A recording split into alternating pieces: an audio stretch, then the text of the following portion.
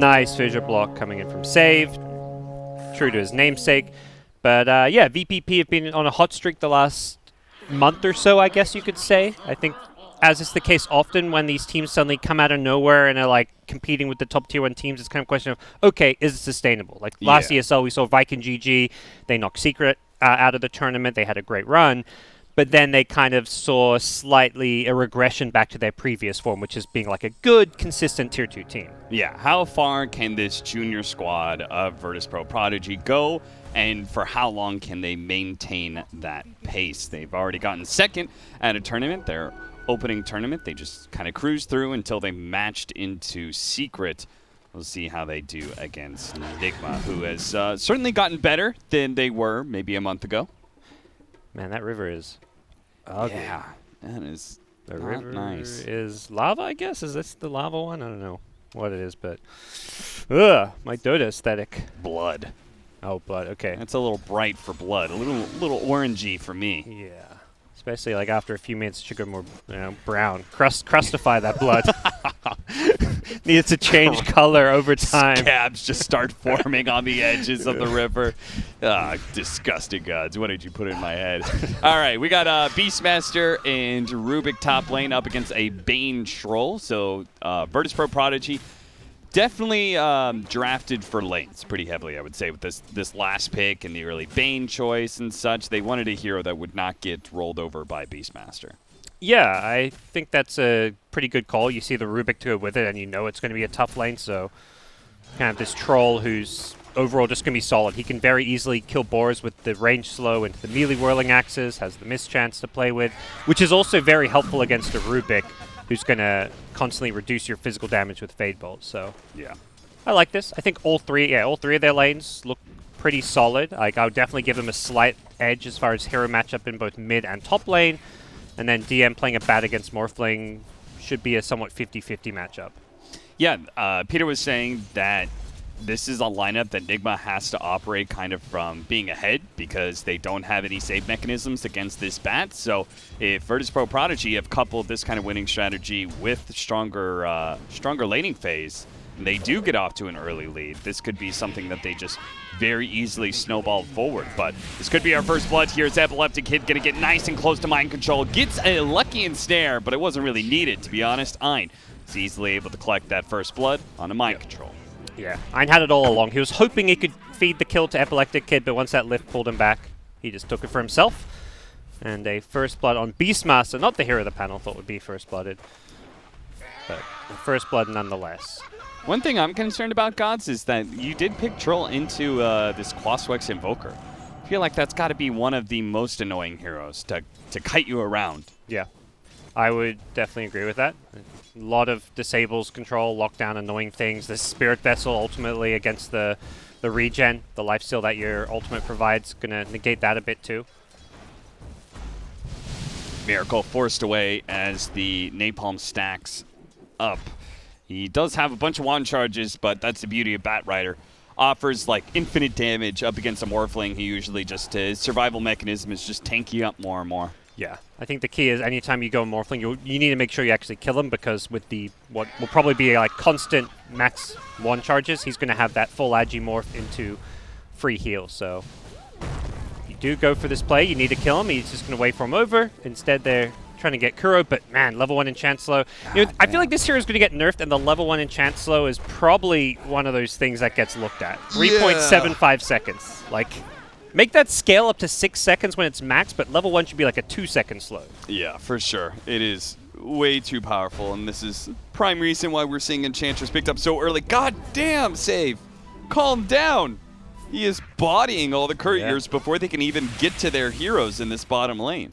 He's just swinging that big totem at people anytime they come near him. Is getting kind of pushed away by Kuro now, and Kuro with all the wand charges, his kind of infinite mana to go for these kills. Save's going to be careful. That impetus is going to do a lot of damage, but luckily he's got the boots to outpace Kuro.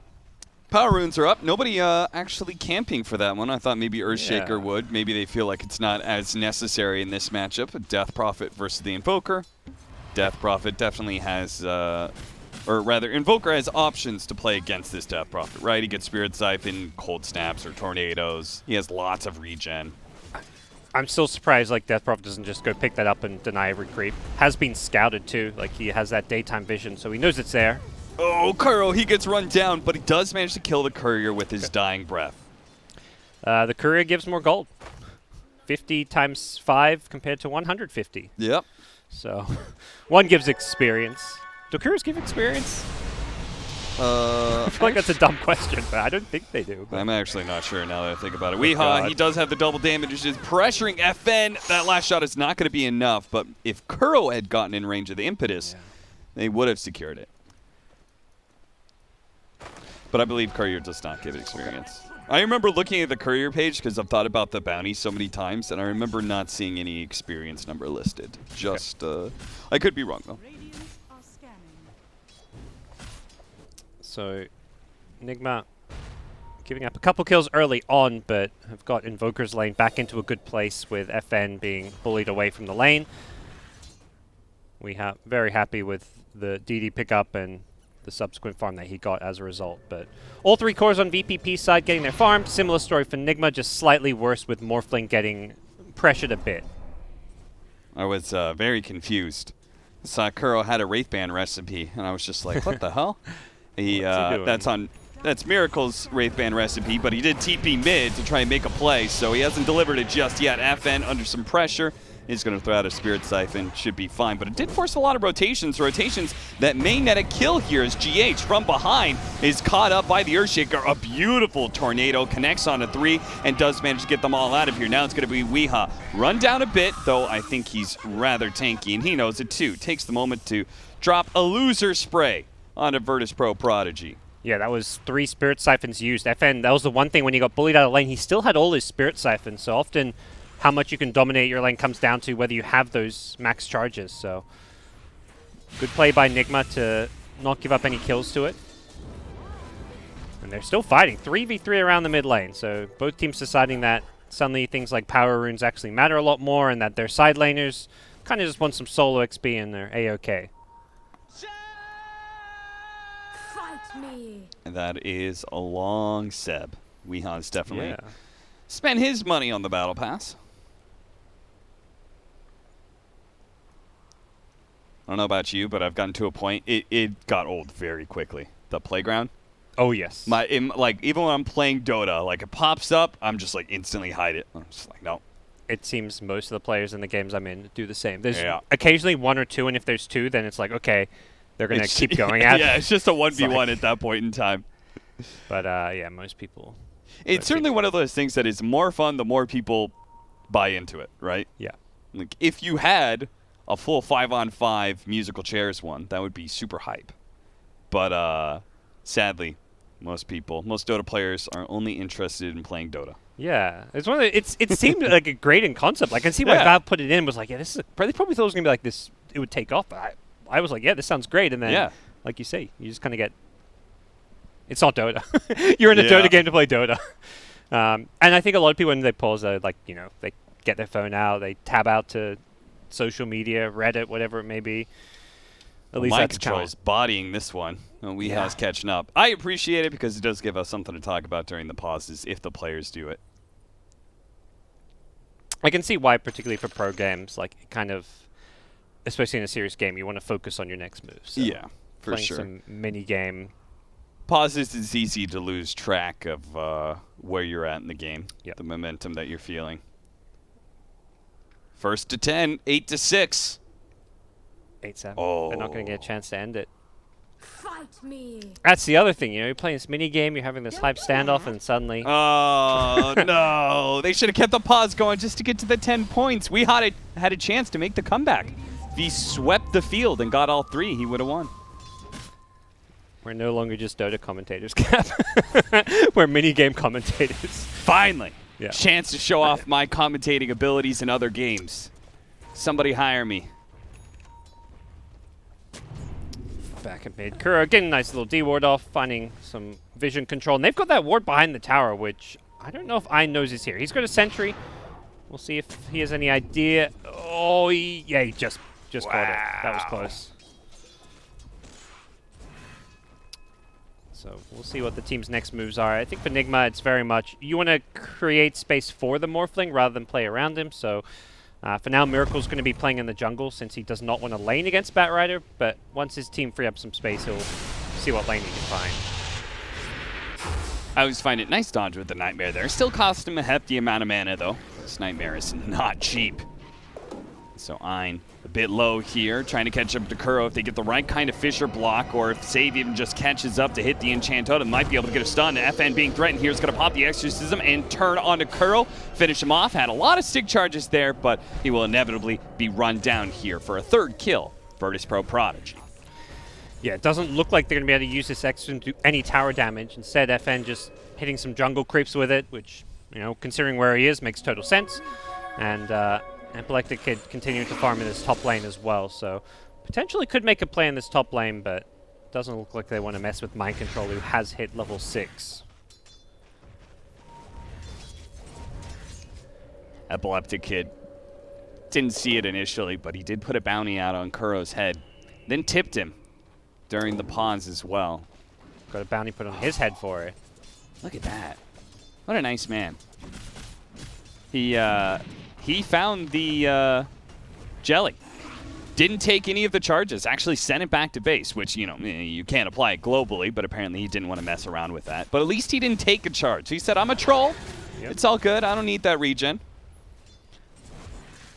Yeah, I think it's often by default, especially in pubs, like, okay, the carry and the mid take it. But then there are many games where it's like, actually, there's this other hero which is just way better on. Yeah, my rule is you find it, you get to use it. Then you get to choose who gets to be the other person, you know? I don't know. If supports are doing that, I'm bringing out the question marks. Depending on what support it is. You can question mark me anytime, guys. We may have to exchange some words if we run into each other in pubs. You question mark me, I'll tab and ping my Royal Jelly buff icon on my hero a few times. I'm pinging the buff before, and then an ally chatting question mark, you know? 10-minute bounty runes are coming up. Nigma yet to be able to find a kill, but are in a very even game. They're slightly favored in net worth, and it looks like they're going to try and make a play here for the outpost. GH, he stopped here for a moment. Save. He can stop him again if he wants to, but the Primal Roar, it's going to be there. They do manage to get the outpost. It's going to cost them, though. A lot of heroes are rotating in. Save is going to be the first one to die unless this Nightmare can actually bail him out. Turns around and nails Kuro, getting that kill first before he goes down. Mind Control is going to be run over by FN. So yes, they got the double outpost, denying Virtus.Prodigy that experience, but at the same time, giving up 1 kill for 2. Oh, they managed to kill mid-tower, though. Yeah, that's actually ultimately a pretty good exchange when you get the mid-tower as well. I think you're feeling pretty good about how that sets you up if you're in Nigma's shoes, when you've got like a Beastmaster Invoker who are going to come online here in the mid-game and kind of roam around with that Quaswex Invoker. Like, yeah, certainly. Especially if you can get the Invoker to the point, because these Quaswex Invokers, people want them to roam around once they have Urn, but they don't really love it until they have Spirit Vessel, right? Because it's hard to keep your farming speed up to get Spirit Vessel at a good timing if you're only roaming around, especially if you're not connecting on kills. Yeah, and right now, it's also really important to get those first couple of charges, which we have yet to do so far. So he's probably hoping to sync up with some teammates to get those first few charges. An easy support kill, and offlaner like DM, not an easy kill. He's going to try Firefly his way out, and yeah, we unable to connect on that gank. So they're going to go for another tower here. Yes. This Beastmaster early Necrobook. Really concerning for Virtus.Prodigy, as they are yet to actually take a tower themselves, though they're getting plenty of kills. They're certainly doing that, 6-1. But despite having a Death Prophet, no Tier 1 towers have fallen. Yeah, if anything, I think I slightly feel like Nigma's in like a better position, like 60-40 here, just because of Miracle having a pretty good game on his Morphling, the team doing a good job taking towers and playing as 4. And instead of defending VPP, have decided to keep heroes bottom to pressure Miracle, but that means they've just watched towers drop. They're looking for their first Tier 1 tower now at 12 minutes in. This is the second Exorcism, but it kind of feels like the first real one, since the first was just used to kill an Enchantress. And they will no doubt take it, but Nigma, no defense from them, are currently pushing up the top lane. They're farming mids. They're being a bit efficient on the map right now.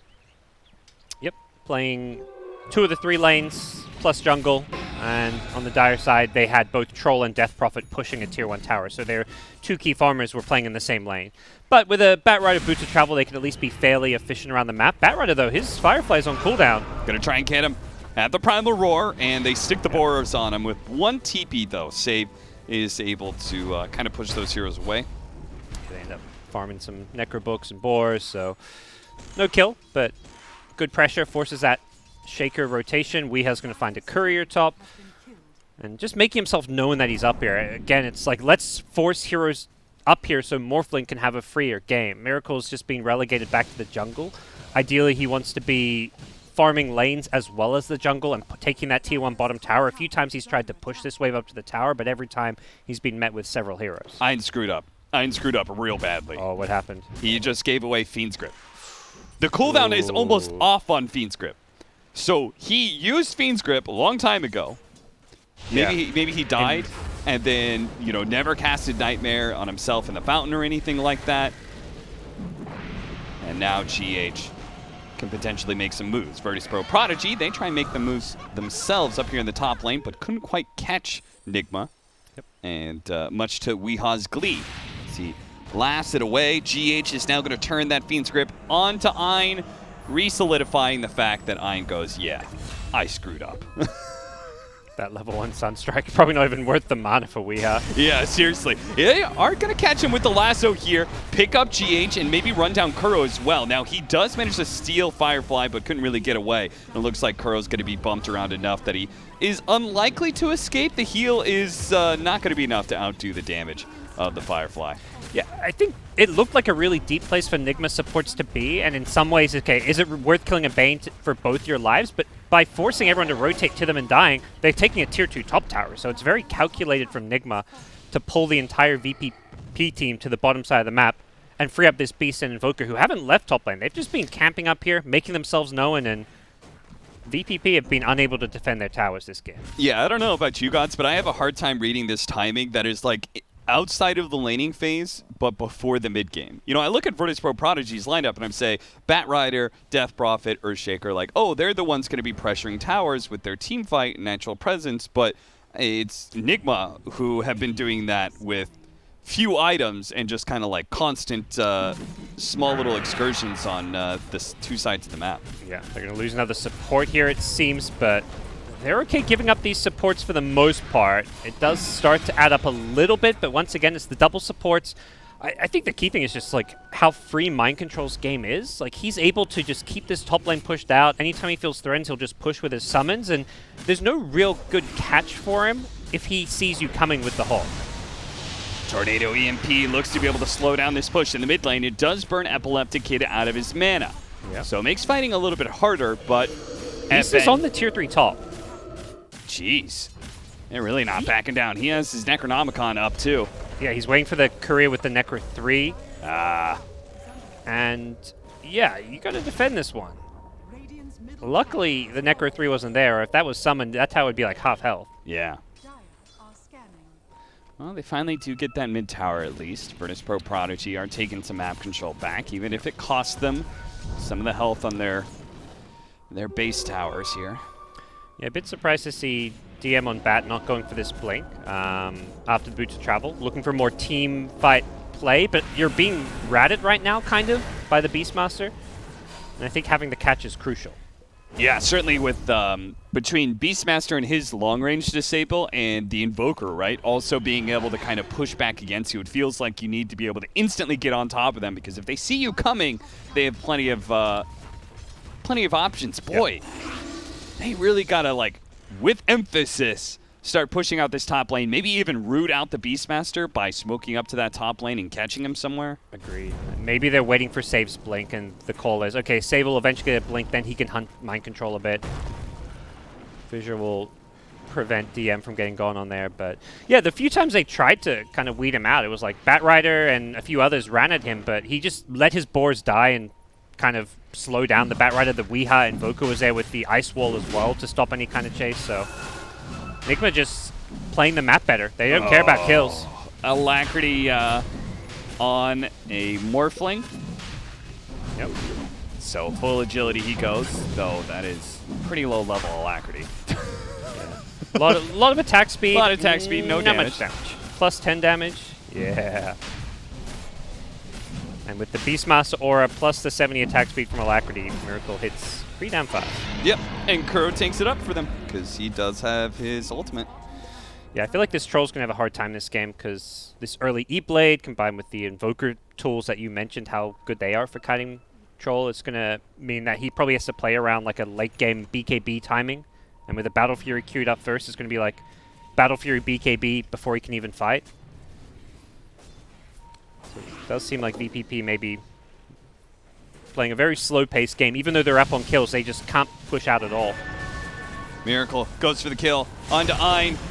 Oh, nice dodge of the adaptive strike. Now he's going to turn around and Fiend Scream up. Fortunately, Weeha's there, but there's an Echo Slam. Nailing the Invoker down. Still, the chase goes forward. Miracle is able to finally kill Ein, the hero kill that they're looking for this entire time, but at such a cost. 3 heroes are going to go down on the side of Nigma just for that 5 position. Wow. That was such a great play from Save.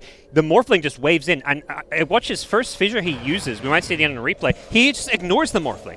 In my head, I'm like, okay, he's just going to stun this Morphling and try to save his Bane. No, he just makes sure they kill off the Weeha Invoker, and really heads up play. They completely ignore the Morphling. Don't even throw any stuns or spells at him, and just make sure they win the fight elsewhere, because without the E-Blade, Morphling's kill threat is kind of low enough you can just ignore him when he has an Aegis. Yeah, and again, Ein's like nightmare to be able to dodge the adaptive strike that would have finished him off.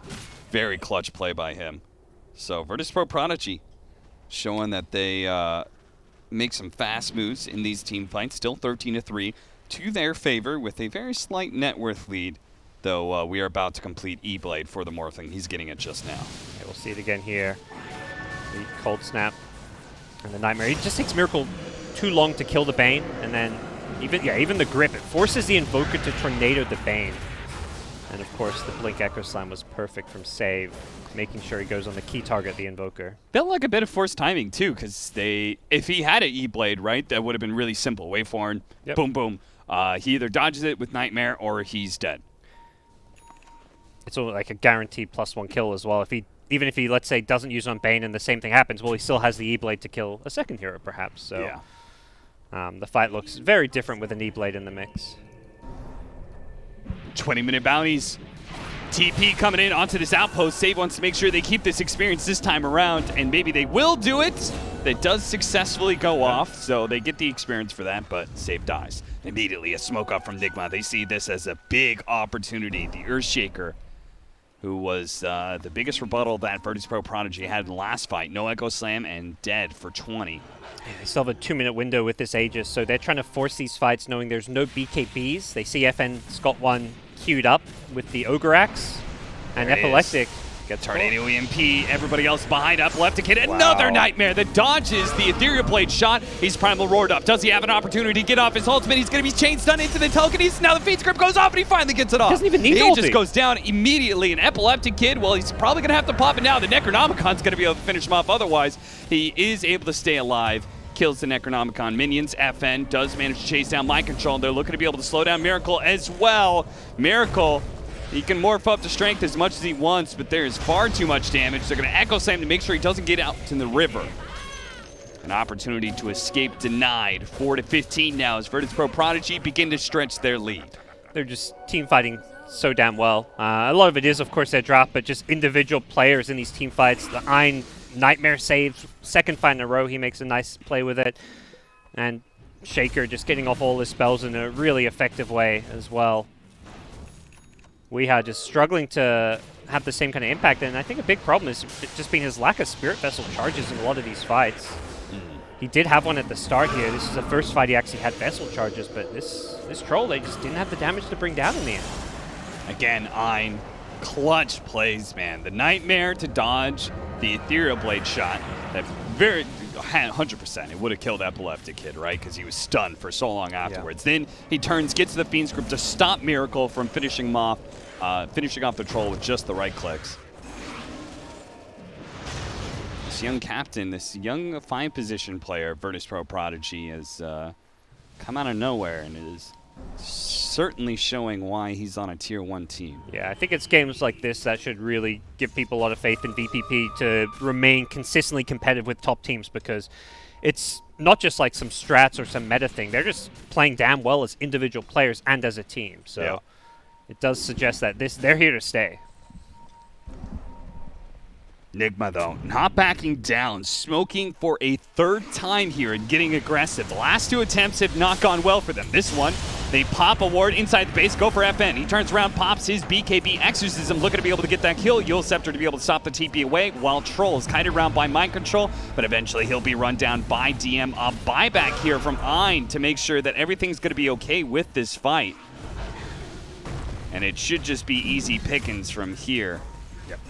Looks like FN failed to be able to kill GH. He Yules to stop his TP away, but I'm not sure what happened there. Huh. Maybe, yeah. Just got lifted back and he escaped with his Blink Dagger, but another pretty good fight for Prodigy. The Bane does buy back, but I think Nigma have recognized Bane is actually a bit of a problem. He's kind of playing that Oracle-like support role where he's just saving teammates with the Nightmare, so Miracle just using the E-Blade on him, and we may see more of that. If you can catch the Bane out and stop before and get him before he uses something like a Nightmare in these fights, suddenly it's a lot easier for Miracle to play when Bane's Fiend's Grip is such a thorn in his side. It's curious that he actually maxes out the Nightmare despite being matched up against like Beastmaster, who has ways to be able to remove it. Yeah. I guess they don't have any other options besides the boar, right? So yeah, I guess the one value point in Enfeeble, it's 15%, only goes up to 20, so thinking like he doesn't need additional points in it. Fiend's Grip is often going to get cancelled, and I mean even a max duration Fiend's Grip without the Enfeeble is pretty effective. Oh, using the net there to be able to catch DM. The Nightmare's going to go out once again. FN is here with his Exorcism, and DM is certainly fast enough that he can deal with this just fine. They're going to pop the BKB just to make sure they can keep running down these heroes, but everyone else from Nigma is very fast, so doing all this for just a 5 position isn't great. They probably want to be able to do some damage to this mid-tier 2. Yeah. Nigma suggesting they may look to defend the tier 2. Even with Exorcism being committed, they may take this fight. The Death Prophet BKB being on cooldown is definitely slightly concerning for Prodigy. They know that that burst potential coming in from an E-Blade combo means if there's some kind of stun set up into the E-Blade, Death Prophet may not be able to react with the Yules. Nice smoke. Smoke got a break here. They spot the Rubik, not Miracle's Morphling that's farming. Now they can still catch up to him though. The Tornado intercepting 4, but it's DM who is way ahead of everybody else and managed to grab him up with the lasso into the Fiend's Grip. Wow. Easy kill on a carry that is dead for 50 seconds. That was a, really heads-up smoke. I guess just with Bounty Runes spawning, they knew they didn't have control of that high ground, and they wanted to go and contest it. So why the hell not? They still had most of their key spells there outside of the Exorcism, which was wearing off. So a really good move, and we're just seeing this Morphling unable to really do a whole lot if he's not the one getting the jump. It's so important that Nigma initiates these fights. Aura goes out, Mind Control. Trying to use that burst of movement speed to get out, but Death Prophet is there to meet him. Yep. Another kill, Mind Control.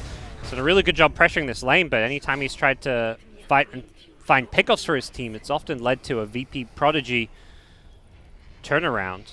And shows how confident he is about the team fights with this Blink Dagger build on the Death Prophet, you know? He's saying what Peter was kind of saying is like, as long as we're starting fights, it's hard for Nigma to be able to fight back. Yeah, Morphling doesn't like being ran at and outnumbered, as we kind of just saw there around that rune. Like, once he sees that they've come for him, he's just like, all right, I'm out. He needs to be the one starting a fight with the full Agi shotgun Ethereal Blade, and then you take a fight with a numbers advantage. So both teams trying to play around the initiation. I think Beastmaster Mind Control recognizing that he goes for a Blink Dagger too, because he's like, well, we also want to be starting the fights, not reacting to you, because we haven't got any save on our team.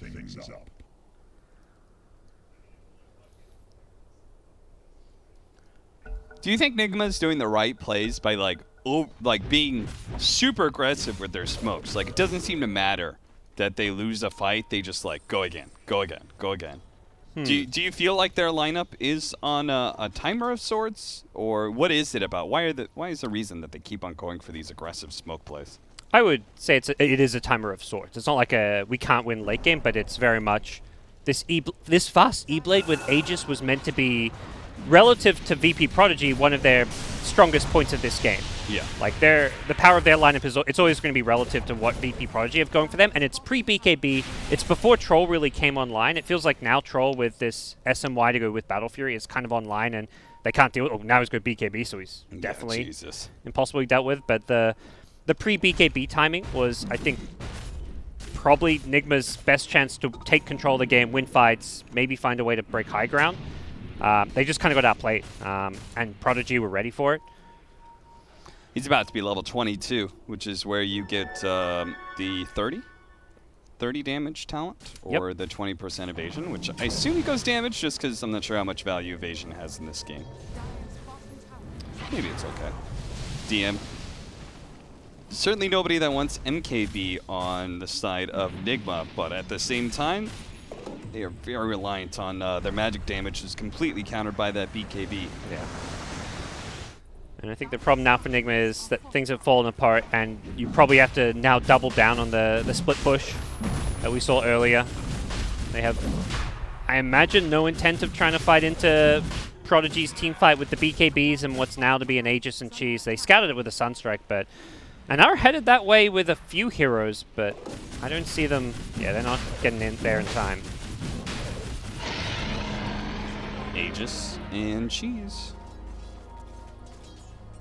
So Nigma at this point, I feel like it's going to be a lot of staying away from BKB fights, which is against the Bat Rider and a Blink Yule's Death Prophet very hard.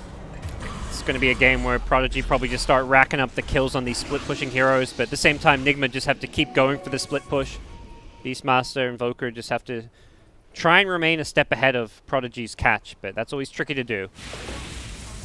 But at this point, Nigma just they don't actually have like a amazing high ground defense by any means. It's just like the Invoker who's kind of annoying to push it against. Save working his way through with the Shadow Amulet. Okay. Doesn't have any backup right now, but he is ready to go.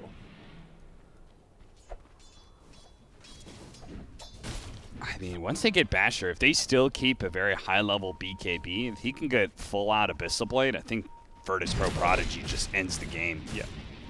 It's tricky because, like, Miracle, for itemization, like, he can't really go into, like, the more physical damage build because he'll never be able to fight Troll head-on. So he's going for a Linken's, a bit more just, like, survivability. He wants to be able to just probably try E-Blade the backlines, kill some supports in these fights, and they're just going to play to kite the Troll as much as possible because he cannot out-carry a Troll.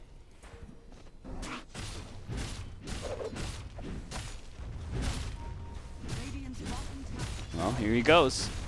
Taking a free tier 2 while Nigma played to control an outpost as the 30-minute outpost and boundary run timing is coming up fast.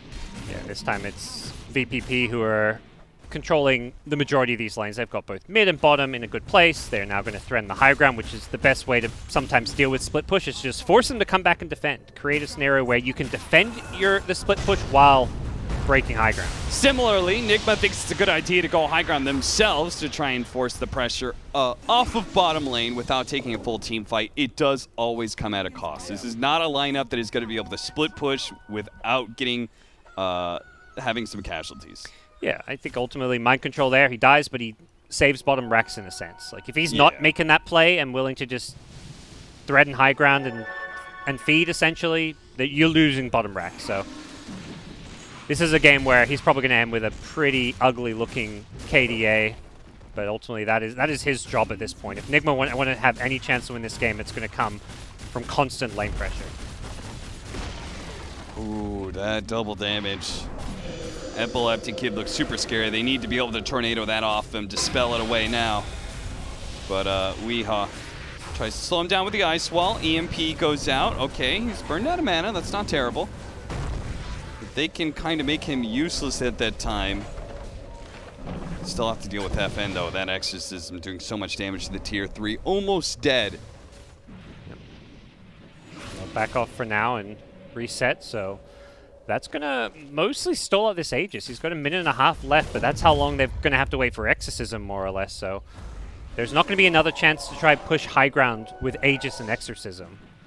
which is essentially what Nigma would. That's what they were trying to do, is just reset this game, take away the Aegis, and not lose racks to do so. There is still a possibility they lose racks if they get picked off here, even with Exorcism down. Troll can, of course, go high ground, but Prodigy just looking to increase their lead if they can't go high ground. Yeah, and you'd like to see a smoke play into VPP right as they lose the Aegis, though this feels like a little bit early. Maybe just feeling like Exorcism is the key spell. Yeah, it could be a good opportunity, especially if they jump onto this Earthshaker first. A big pick off with the Bane being a secondary kill here. The two Great supports tornado. down. Now a tornado that catches two. A beautiful one that is going to be able to slow down DM, probably get him caught in the E-Blade combination for Miracle. Doesn't need it. Instead, he just right-clicks him down. Epileptic Kid pops his BKB and TP's out. Nigma show that they still have some fight left in them. It does require them to wait for Exorcism to be on cooldown and for them to smoke up, but they do win fights. Yeah, Exorcism down, and I think even more importantly was just Prodigy not expecting it, not ready for it. They just got caught completely by surprise. The second the ward was planted, they saw the Shaker, kill him. GH just happens to have a Bane walking into him, so it's like both supports are dead, and without those supports, it's very hard for Prodigy to actually take these fights. The utility they provide, the control, is such a crucial aspect of their team fight. Mind control. Carrying the gem is throwing his axes around up into these high grounds, checking for any vision. I think they know how important it is to be able to maintain. Like, they have to keep Prodigy from initiating on them, and ideally, they do get to the back line with Nigma jumping first, right? They jump that Earthshaker or that Bat Rider. Yeah, those, I think either of those is the dream target. Hell, even killing Eind first, considering how good his nightmares have been, it's not a bad target either. I think if you can, just kill him with like a Morph E-Blade. You probably don't want to commit like a Roar to kill the Bane, but yeah, killing Bane, taking away Fiend's Grip and Nightmares is going to go a long way. And they reset things. Aegis is down. They've managed to take the gem, so that's a decent swing as well. And Prodigy going to have to think about what their next timing is going to be, and also just making sure that they probably fight better around their vision. I think that's something Nigma's just so good at, fighting under these wards, also using the Hawk to pick and choose their fights. And for Prodigy, it's just harder because they don't really have that vision hero. They know about their smoke. I think Mind Control here in this place, you aggressively push top because they saw the ward go up on the high ground because they had a ward sentry combo. So if they know they're smoked here, okay, DM showing himself, so do you make a play bottom or you make the play top? Looks like Mind Control wants to make the play top. See if they can threaten. Immediately TP comes out, so they back away. Meanwhile, bottom lane, they try and get the initiation, knowing that people are rotating out of this area. They catch whoever they can. That's going to be Eind first, and it looks like maybe the Earthshaker is going to go down as well, as Invoker's caught up to him. Kuro finishes him off, back over to save. He's going to die once again. The support's getting picked off. Virtus.Prodigy get out-rotated here. That's all off of Mind Control's play. Pressuring that top lane. He forces first the Bat Rider TP, and then he can't even kill DM. If no one TPs, he's still not killing DM. DM is 100% alive there, but the Roar makes VP.Prodigy think that there's heroes behind Mind Control. It's completely a bluff. Neither of those heroes is going to die in a 1v1. They're both, like, they can both escape, but by forcing the Troll to TP top or baiting him into it, they just open up the bottom jungle where they still had that ward, or they got a ward down to kill some supports with. I think making that play is, you know, the split play where you're like trying to force TPs, but also your allies are trying to catch. It requires such good coordination and communication between the two different parties. I remember we talked to S4 in one of the interviews because he was playing a very similar role in one of Alliance's Beastmaster games. He's like, yeah, it's this small little dance that you have to play so perfectly, and it's very difficult to execute, but when done right, it's so hard to play against. Mind Control overcommits, he gets caught, then it's Virtus.Prodigy pushing into your base. You commit too early in the bottom lane, then you get into a fight you're actually outnumbered. That's terrible. You commit too late, you don't catch anybody. It's, jump forward on a curl, looks like an easy pick off for Virtus.Prodigy. They're going to stick around the Roshan pit because they're waiting for Aegis Cheese and maybe a Refresher Shard, maybe an Aghanim Scepter. I guess we'll have to wait and see. Yep, both. I think Refresher looking a bit better this game with the Death Prophet ultimate. Sure. Either way, they'll be happy just getting Aegis and Cheese. Top lane Miracle's pushed pretty far up. He's being pinged. He's going to BKB TP, which there is Lasso for. DM, can he find him? Oh, the Fisher finds him. He got greedy, didn't pop his BKB to teleport out. Otherwise, he might have escaped before the Lasso was there.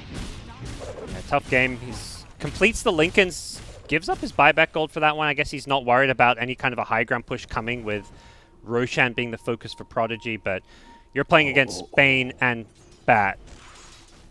I was thinking, like, FN's pretty isolated, but no one else was around Weehaw. Yeah, Morphling just... I guess if you're buying back, you're probably not going to win this game. It's a lot of gold to invest, but they may have to defend their high ground without Morphling now because he spent his gold there. Tier 3 is so low. I'm sure Nigma's just like, wait, why aren't they going Roche? We thought they're going Roche here. Yeah, it's a fast Roshan too, so if Prodigy overcommit here, they may miss out on that secondary life. They're going to jump in with FN. Good combination of the telekinesis into the meteor with the deafening blast that does pretty much max damage. FN is down to half health here. Epileptic Kid is now the one carrying the cheese, so he doesn't have that immediate save for himself. They keep on going. 15 seconds till Miracle's back up. Nigma just looking to be able to poke and slow them down, but it looks like they're going to lose a lane of Rax. They're going to have to fight for Roshan now if Nigma want a chance back into this game. It'll be 40 seconds from now, and Prodigy have been keeping a courier overhead. So they knew there was no Roche to go for with Morphling dead, which is allowing them to just go high ground. They saw no defense, they saw no buyback, and they're like, okay, thanks, we'll take this free Rax. They got out cleanly too, so Nigma, there it is. The 5-man smoke up. They just, I believe, yeah, Epileptic Kid, he just drew across the map. He said, guys, I think they're going to run at us. I think that was him. Couldn't tell if that was pink or orange from here.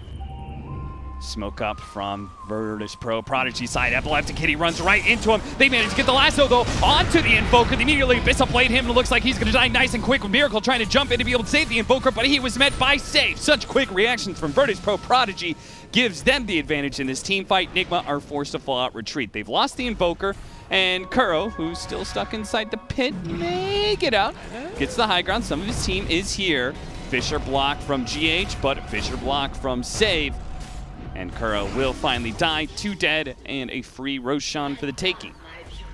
Very awkward place for Nigma to have their smoke get popped. They didn't have vision of anyone except for the Troll, who is not really a good target to go on. He's this very tanky frontliner who you just can't really burst quickly enough when there's Shaker and Bane behind him.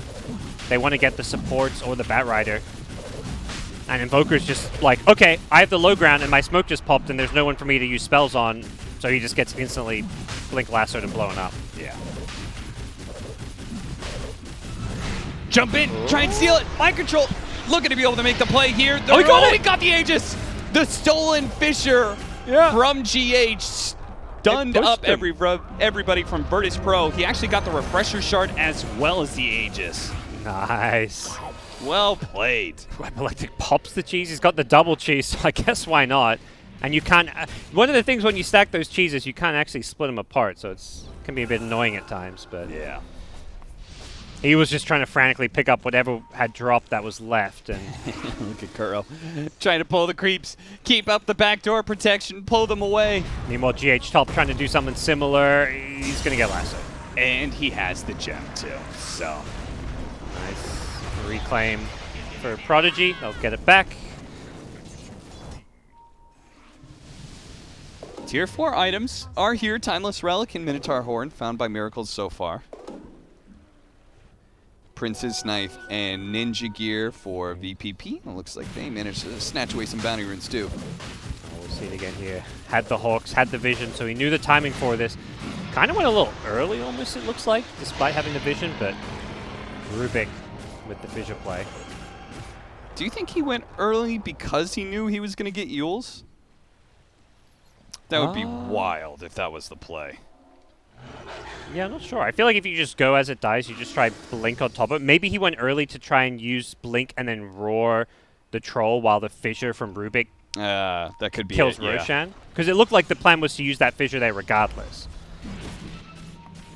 And I think if you roar the Troll, that's like guarantees you grab the Aegis. Yeah.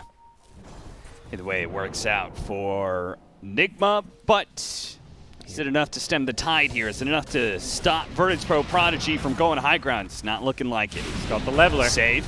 Leads out with a Fisher onto 2. Jump forward by DM. Gets telekinesis right away. He has been caught. Primal Roar goes in behind the tier 3s. A Nightmare stalls up for a second, but DM is still going to die. This kills Prodigy's push. In fact, if anything, and maybe some additional kills, they're going to Sunstrike, try and get some vision here. Turnaround, though, from Epileptic Kid. Looks to be able to quickly blow up GH. They manage to use the Ethereal Blade to buy him some time here, but he's going to come back down into a world of hurt as the BKB'd up Exorcism Death Prophet pushes up to the high ground with Epileptic Kid. It doesn't last for long, though. One buyback is enough to chase them away.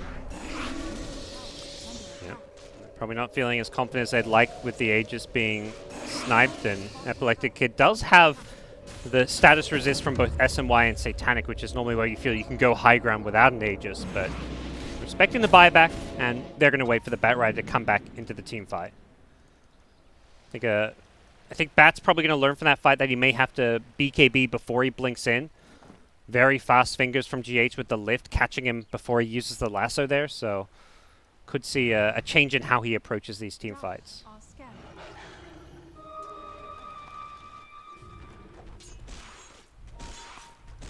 30-11. 12,000 net worth lead for Prodigy. 42 minutes in.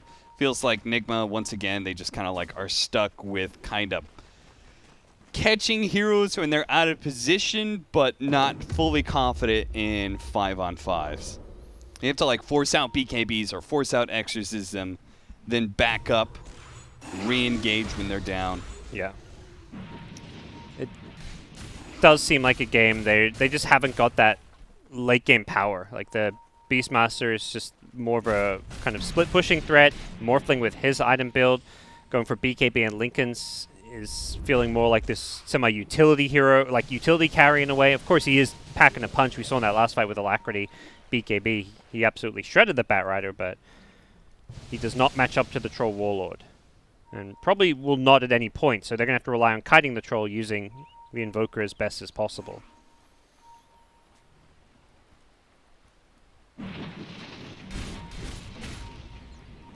Getting the lanes pushed in.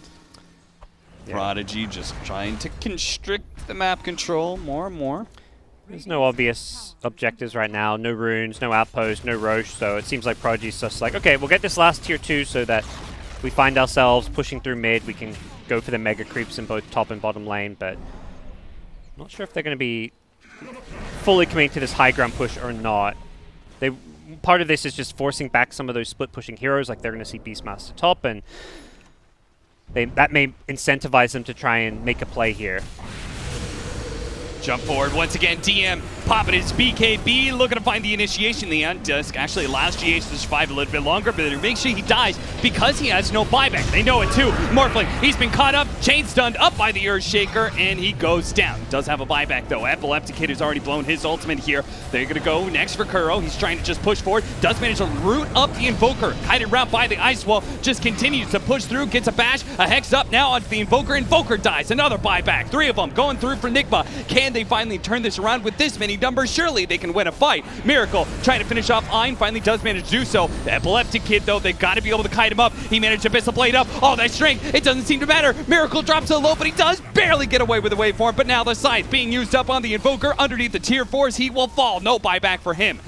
It's going to be up to Mind Control, it's going to be up to Kuro, and it's going to be up to Miracle, still healing up in the fountain. They're trying to finish up DM here, but it looks like they stretch a little bit too far. Kuro, ranged bash, Earthshaker jumps him.